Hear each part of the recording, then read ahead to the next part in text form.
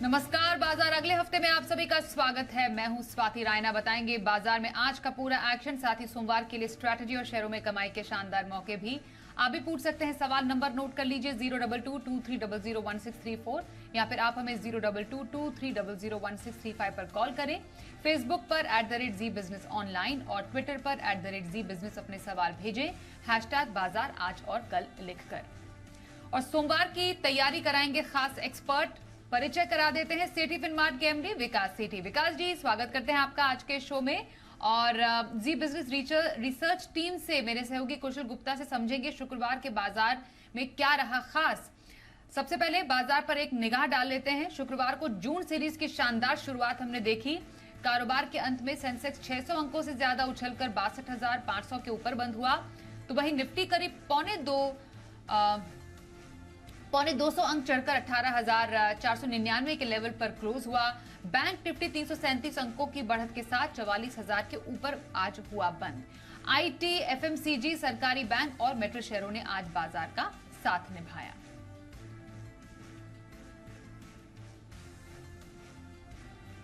और बाजार में शुक्रवार को किन सेक्टर में सबसे ज्यादा एक्शन देखने को मिला, समझते हैं हमारे सहयोगी कुशल गुप्ता से। जी, तो शुक्रवार के दिन बाजारों में आज एक शानदार तेजी का मूड माहौल हमें देखने को मिला, जहां पर बैंक निफ्टी आप देखिए 44,000 के पार फिर से लौटता हुआ नजर आया। 300-350 अंकों की दमदार तेजी यहां पर इंट्राडे में हमें देखने को मिली थी।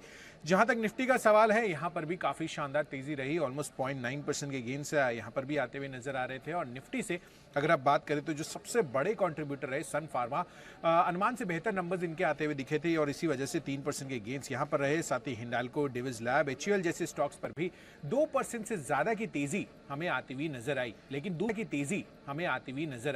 दूसरी तरफ आप देखिए गिरावट कहाँ थी निफ्टी में। सबसे पहले तो ओएनजीसी, फिर ग्रासिम, बजाज ऑटो जैसे स्टॉक्स पर आज मुनाफा वसूली आती हुई नजर आई। हालांकि बहुत ज्यादा इन काउंटर्स में आपको गिरावट नहीं आती हुई दिख रही थी। कुछ स्टॉक्स इन फोकस थे, जैसे कि हम देख रहे थे कि न्यूक्लियस सॉफ्टवेयर के जब नंबर्स आए थे तो वहां पर बेहतरीन तेजी थी। करीबन 20% के गेन्स यहां पर आए। साथ ही इन्फो एज एक स्ट्रॉन्ग रिवर्सल, जब इंटरनल्स आपने देखे इसके तो यहां पर नंबर्स में आपको आता हुआ दिखा। 7-8% के गेन्स के साथ यहां पर भी क्लोजिंग होती हुई नजर आई। हालांकि बामन लॉरी बोनस शेयर पर बोर्ड बैठक इनकी होनी थी तो उस पर इन्होंने बोनस शेयर जारी नहीं किया, इस वजह से यहां पर दबाव भी आते हुए नजर आए। पेज इंडस्ट्री से तो डिजास्टर नंबर आए थे कल पोस्ट मार्केट। उसके बाद अगर आप देखें तो यहां पर गिरावट का मूड माहौल कायम ही था। 15% तक ये इंट्राडे में लुढ़कते हुए भी दिखे थे। टॉप गेनर्स में मेड प्लस हेल्थ नतीजों के बाद बेहतरीन तेजी बनी। साथ ही इक्लक सर्विसेज में भी सिमिलर मूड माहौल था।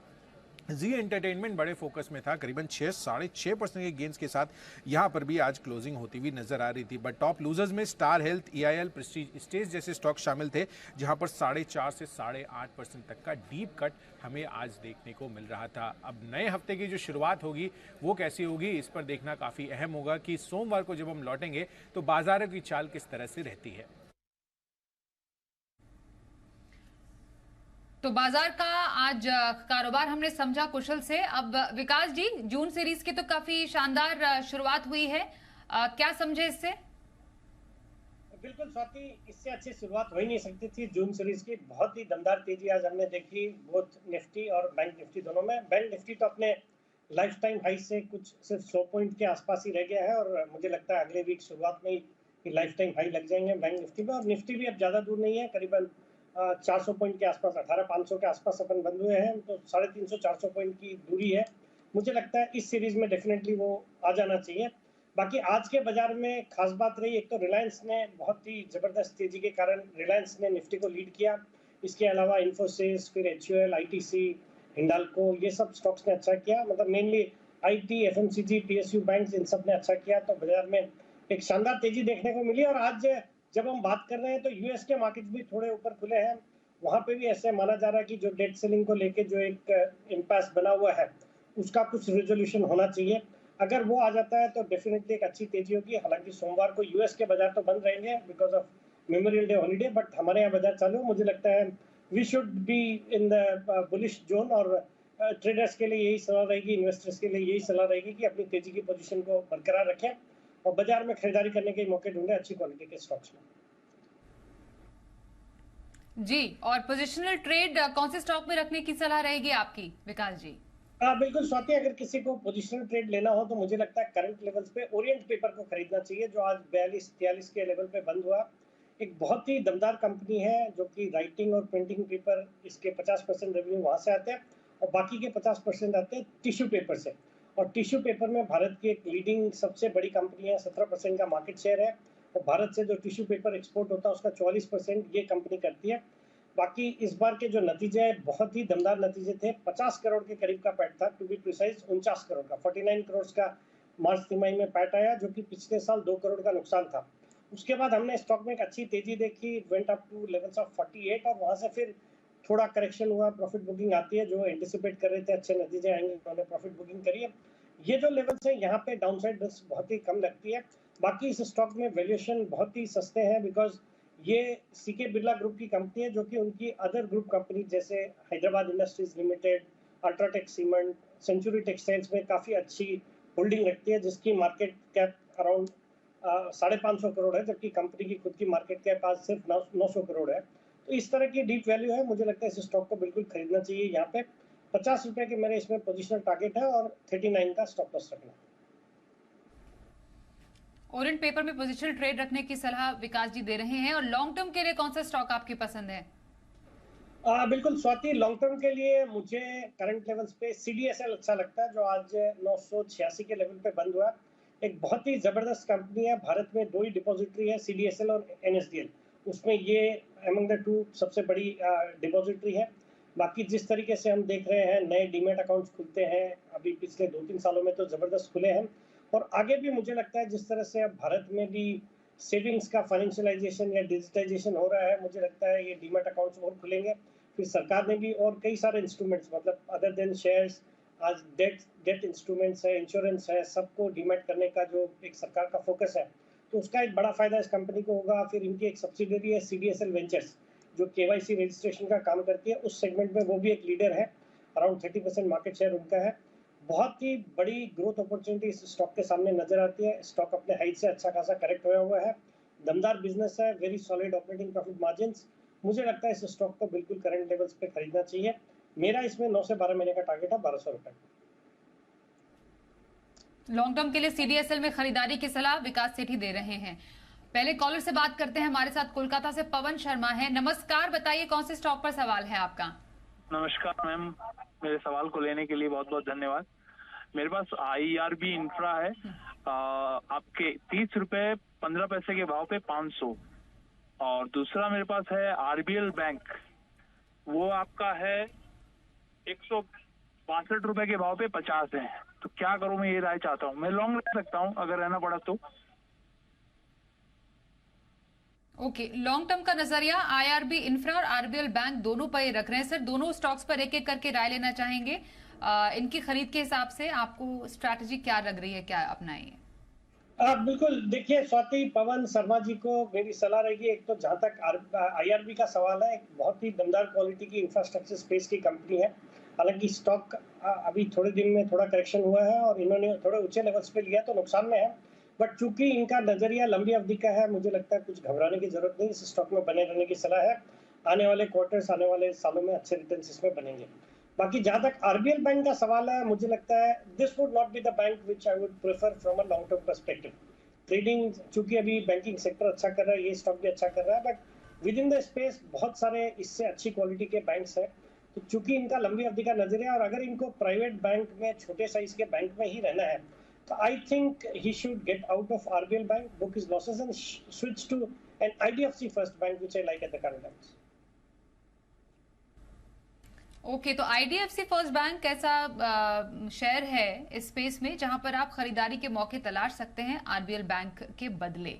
ये आपके लिए सलाह रही है हमारे आज के एक्सपर्ट की तरफ से।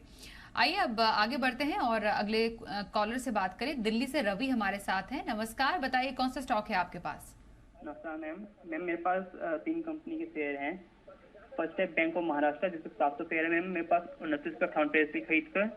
दूसरा मेरे पास IRFC 200 शेयर है, जो मैम 34 पे 25 पैसे की खरीद पर। और तीसरा बैंक ऑफ इंडिया 110 शेयर है, 85 रुपए 80 पैसे खरीद पर। तो मैं अगले में बस ये जानना चाहता हूँ 6 महीने के अंदर मेरे पास क्या करना चाहिए 6 महीने के अंदर? ओके, 6 महीने का नजरिया बैंक ऑफ महाराष्ट्र, IRFC और बैंक ऑफ इंडिया पर। दो बैंकिंग स्टॉक सर, शुरुआत अगर हम बैंक ऑफ महाराष्ट्र और बैंक ऑफ इंडिया से करें और फिर IRFC में क्या स्ट्रैटेजी रहे 6 महीने के लिए? देखिए स्वाति, रवि जी को सलाह रहेगी, पहले तो दोनों बैंक जो इन्होंने लिए हैं, चूंकि मैं बैंकिंग सेक्टर पे बुलिश हूँ, सेक्टर अच्छा लग रहा है और जितने भी बैंक्स हैं जिनके भी नतीजे आए इस तिमाही के बहुत ही दमदार नतीजे हैं, चाहे वो बैंक ऑफ महाराष्ट्र हो। अब इसका एग्जैक्टली मुझे मालूम नहीं है वेदर नतीजे आगे क्या या नतीजे कैसे थे, बट जिस तरीके के नतीजे इस पूरे सेक्टर से आ रहे हैं, सभी बैंक्स अच्छा कर रहे हैं और आगे भी ये जारी रहना चाहिए। जिस तरह की हम क्रेडिट में ग्रोथ एक्सपेक्ट कर रहे हैं, तो मुझे लगता है बैंकिंग स्टॉक्स में बने रहना चाहिए और दोनों ही ठीक क्वालिटी की बैंक्स हैं, तो दोनों में होल्ड करने की सलाह रहेगी। और जो इनका तीसरा स्टॉक है IRFC, वो भी एक अच्छा स्टॉक है जो कि रेलवे से रिलेटेड स्टॉक है। मुझे लगता है उस स्टॉक में भी होल्ड करेंगे और अगर समय देंगे, जैसे 6 महीने का इनका व्यू है, 6 महीने साल भर में अच्छे रिटर्न्स मिल सकते हैं, तो उसमें भी होल्ड करने की सलाह। तो दोनों banking stock, bank of Maharashtra, bank of India hold करने की सलाह, IRFC को भी होल्ड करे, आपके लिए सलाह आ रही है विकास जी की तरफ से। अगले कॉलर से बात करते हैं, कोलकाता से एस नंदिनी हमारे साथ है। नमस्कार, बताइए कौन से स्टॉक पर सवाल है आपका? नमस्कार जी, मेरे पास 3 स्टॉक है। एक तो है खादिम @226, दूसरा है श्रीलेदर 231 और तीसरा है तिरुमलाई केमिकल @178। तीनों का मैं जितना देर बोलेंगे उतना रख सकता हूँ, इसके ऊपर थोड़ा ये दीजिएगा राय चाहिए। खादिम, श्री लेदर्स और तिरुमलाई केमिकल, सर तीनों स्टॉक्स एक एक करके कैसे लगते हैं आपको? श्री लेदर पे तो 230 की इनकी खरीद हमने जैसे देखी है, तो थोड़ी हाई लेवल्स पर है, अब आपकी राय। देखिए स्वाति, पहले तो निवेशक को ये बोलना चाहूंगा कि जो लेदर स्टॉक्स हैं उनको मैं फॉर पर्सनल रीजंस कवर नहीं करता, तो उस पर तो मैं कोई राय देने में समर्थ नहीं हूँ, तो उन दोनों स्टॉक्स पे मेरी कोई राय नहीं रहेगी। You have to seek advice of some other expert some other day. बाकी जहाँ तक थिरुमलाई केमिकल्स का सवाल है, एक बहुत ही जबरदस्त कंपनी है जो कि मेनली ये थैलिक एनहाइड्राइड बनाती है और इस तरह की 2 ही कंपनियां हैं, एक ये है और एक शायद IG पेट्रोकेमिकल्स है। एक अच्छी क्वालिटी की कंपनी है और मुझे लगता है करंट लेवल्स पे इस स्टॉक को होल्ड करना चाहिए, लॉन्ग टर्म में अच्छा मुनाफा देगी। ओके, तो तिरुमलाई केमिकल्स में बने रहने की सलाह आ रही है आपके लिए हमारे एक्सपर्ट की तरफ से। आइए अब बात करते हैं अगले कॉलर से। हमारे साथ इस वक्त हैं लातूर से प्रवीण खंडारे साहब। नमस्कार, बताइए कौन से स्टॉक पर सवाल है आपका?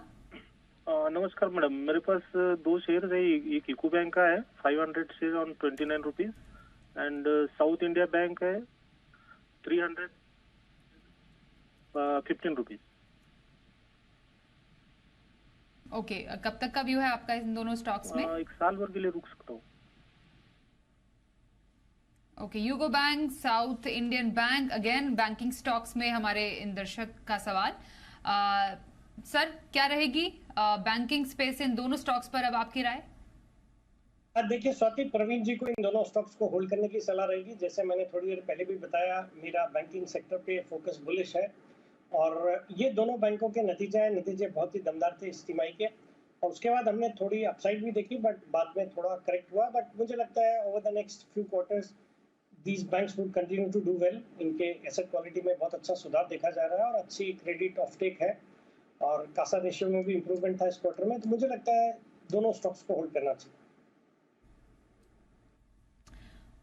यूको बैंक होल्ड करने की सलाह आपके लिए यही राय है, और साउथ इंडियन बैंक को भी होल्ड करने की सलाह हमारे आज के एक्सपर्ट की तरफ से। आइए अगले कॉलर से बात करते हैं। इस वक्त हमारे साथ है विजयवाड़ा से DS प्रसाद। नमस्कार, बताइए कौन से स्टॉक पर सवाल पूछेंगे आप? मैडम नमस्कार। नमस्ते मैडम नमस्कार। सवाल पूछिए। हाँ मैडम नमस्कार। हेलो। नमस्कार जी, नमस्कार। हाँ, मेरा नाम DS प्रसाद है, मैं विजयवाड़ा से बात कर रहा हूँ। मेरे पास 150 PVR INOX शेयर्स है madam. I purchased at the rate of 1697. It is about all right. I want your advice, madam. For how much time, sir? This is for long term, sir, madam. Okay, long term. PVR Inox 1406 के आसपास फिलहाल stock का भाव है, 1697 इनकी खरीद है। Sir क्या करें हम इसमें? नहीं, देखिए स्वाति, मिस्टर प्रसाद को भी इस स्टॉक में बने रहने की सलाह रहेगी। ये पीवीआर आइनॉक्स के मर्जर के बाद अब एक नियर मोनोपोली टाइप का बिजनेस हो गया है, और जिस तरीके से अब वापिस से मतलब इनका जो परफॉर्मेंस है इस स्टॉक का, एक कोई अच्छी मूवी आती है जिस क्वार्टर में, उस क्वार्टर में अच्छे हो जाते हैं। जैसे पठान आई तो पठान के कारण इनके काफी अच्छे कलेक्शंस हो गए। मुझे लगता है ये stock over a longer period of time अच्छा करेगा और अच्छा खासा करेक्ट हुआ हुआ अपने ऊपरी स्तर से, और इन्होंने भी ऊंचे लेवल्स पे लिया है। मुझे लगता है अगर थोड़ा समय देंगे, जैसे इन्होंने बताया लॉन्ग टर्म के लिए रख सकते हैं, तो इनको इस स्टॉक को करंट लेवल्स पे होल्ड करना चाहिए। करंट लेवल्स पर पीवीआर और आइनॉक्स को होल्ड करने की राय दे रहे हैं हमारे एक्सपर्ट आपके लिए। दौसा से अनिल कुमार से बात करते हैं। नमस्कार अनिल जी, बताइए कौन सा स्टॉक है आपके पास? Good evening ma'am. Hello, good evening ma'am. मेरे पास अडानी पावर क्वेश्चन पूछिए। 500 quantity at the rate 162.50। Okay, कब तक के लिए लिया है? Ma'am 6 month.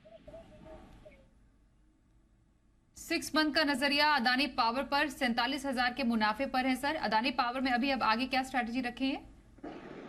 पहले तो स्वाति अनिल जी को बधाई देनी है, बहुत अच्छे लेवल्स पे इन्होंने इस स्टॉक को अक्वायर किया और अच्छे खासे मुनाफे पे बैठे हैं। स्टॉक अच्छा है, और जिस तरह से अडानी ग्रुप की जो दिक्कतें हैं वो काफ़ी हद तक अब सलटती नजर आ रही है, और पूरे ग्रुप के स्टॉक्स में ही हमने देखा पिछले कुछ दिनों में बहुत अच्छी तेजी हुई है जब से इनको थोड़ा बहुत रिलीफ मिला है सुप्रीम कोर्ट वगैरह से। मुझे लगता है Adani power with in the group एक अच्छी क्वालिटी की कंपनी है, अच्छे वैल्यूएशंस पे है और एक अच्छा बिजनेस मॉडल है। मुझे लगता है इस स्टॉक को यहाँ पे भी डिस्पाइट द फैक्ट कि he is sitting on some substantial gains, इनको होल्ड करना चाहिए। मुझे लगता है आने वाले 3 से 6 महीने में 300 सवा 300 के लेवल्स डेफिनेटली आ सकते हैं इसमें। होल्ड करें अदानी पावर, यही आपके लिए राय आ रही है विकास जी की ओर से। बिलासपुर से कपिल जी से भी बात कर लेते हैं। नमस्कार कपिल जी, बताइए कौन से स्टॉक पर सवाल है आपका? हेलो नमस्कार मैम, मैं कपिल अहमद बात कर रहा हूँ बिलासपुर उत्तर प्रदेश से। मैम मेरे पास MRPL के 300 शेयर हैं 62 के प्राइस पे, और IDFC फर्स्ट बैंक के 400 शेयर हैं 64 के प्राइस पे। मैम इसमें क्या कब तक रखने का इरादा है आपका? मैम लॉन्ग टर्म इन्वेस्टर हूँ मैं, 1 साल 2 साल 3 साल तक होल्ड कर सकता हूँ, कोई इशू नहीं है। ओके, लॉन्ग टर्म के लिए IDFC फर्स्ट बैंक और MRPL पर सर राय आपकी? नहीं देखिए स्वाति, कपिल जी को पहले तो IDFC फर्स्ट बैंक तो मेरा पसंदीदा स्टॉक है। अभी इससे पहले जो कॉलर थे उनको मैंने सजेस्ट भी किया कि इस स्टॉक को खरीद सकते हैं। तो लॉन्ग टर्म पे IDFC फर्स्ट बैंक पे तो मैं बहुत ही बुलिश हूँ, और मुझे लगता है करंट लेवल्स पे बिल्कुल इन्होंने जिस भाव पे लिया है उसके आसपास ही स्टॉक ट्रेड करता है। मुझे लगता है यहाँ पे बिल्कुल होल्ड करना चाहिए, और लंबी अवधि में अच्छे अपसाइड इस स्टॉक में देखने को मिलेंगे। जहाँ तक MRPL का सवाल है, MRPL वो लॉन्ग टर्म कैटेगरी वाला स्टॉक नहीं है, बिकॉज इनके जो परफॉर्मेंस है काफी फ्लक्चुएट होते हैं, काफी वोलेटाइल रहते हैं, depending on the price of crude और जो रिफाइनिंग मार्जिन है उनके ऊपर निर्भर करते हैं। But still the company is doing well, इस तिमाही में बहुत अच्छा किया। मुझे लगता है इसको होल्ड करना चाहिए, बट एक थोड़ा मॉनिटर करना चाहिए, अपने स्टॉप लॉसेस को ट्रेल करते हुए इसको होल्ड करना चाहिए। Okay, IDFC first bank, MRPL hold करने की सलाह आपके लिए हमारे एक्सपर्ट की तरफ से। आइए अब व्हाट्सएप से सवाल लेते हैं। पुणे से मंजेश कुमार का सवाल है, कमिंस पर 500 शेयर है, 1450 की खरीद। स्टॉक ने काफी अच्छा किया है, लगातार दूसरे दिन उछाल देखा गया है, रिकॉर्ड स्तर को भी स्टॉक ने छुआ है। सर कमिंस क्या करें अब इन लेवल्स पर? मुनाफा तो बम्पर कमा रहे हैं। बिल्कुल, पहले तो बधाई देनी है, बहुत अच्छे स्टॉक में इन्होंने निवेश किया और अच्छे लेवल्स पे लिया है। इस तिमाही के नतीजे दमदार थे, उसके बाद हमने एक बहुत ही दमदार तेजी इस स्टॉक में देखी। और जितने भी ये कैपिटल गुड्स वाले स्टॉक है, चाहे वो कमिंस है, सीमेंस है, ABB है, L&T है, they are all doing exceedingly well. और सरकार का जिस तरीके से बजट पे भी फोकस रहा केपेक्स के ऊपर, तो उसके बाद से ये सब स्टॉक्स अच्छा कर रहे हैं, और मुझे लगता है आने वाले महीनों, आने वाले क्वार्टर्स में भी अच्छा करेंगे। तो डिस्पाइट द फैक्ट कि इनको अच्छा खासा मुनाफा हो रहा है, बट बने रहने की सलाह रहेगी। It's a good quality stock for long term. Comments में बने रहने की सलाह दे रहे हैं विकास सेठी जी। दिल्ली से रूप राम जी का सवाल, ट्राइडेंट 600 शेयर है, 39 की खरीद है। सर, ट्राइडेंट पर क्या स्ट्रैटेजी रखने की सलाह रहेगी हमारे दर्शक को आपकी? नहीं, अगेन देखिए, इन्होंने ऊंचे लेवल्स पे लिया है तो थोड़ा नुकसान है, बट इस स्टॉक ने वैसे परफॉर्म नहीं किया है। हालांकि अच्छे सेगमेंट में है, शायद पेपर और टेक्सटाइल 2 सेगमेंट में है ये स्टॉक, बट परफॉर्म नहीं कर रहा है। तो मेरी राय में अगर इसमें इनको मौका मिले, थोड़े कोई भी उछाल में निकले, और जैसे मैंने सुझाया ओरिएंट पेपर मुझे अच्छा लगता है, मुझे लगता है ओरिएंट पेपर में इन 42-43 के लेवल पे अगर निवेश करेंगे इससे निकल के, तो इनके नुकसान की भरपाई जल्दी हो सकती है। ओके, तो ये रही आपके स्टॉक पर राय हमारे एक्सपर्ट की ओर से।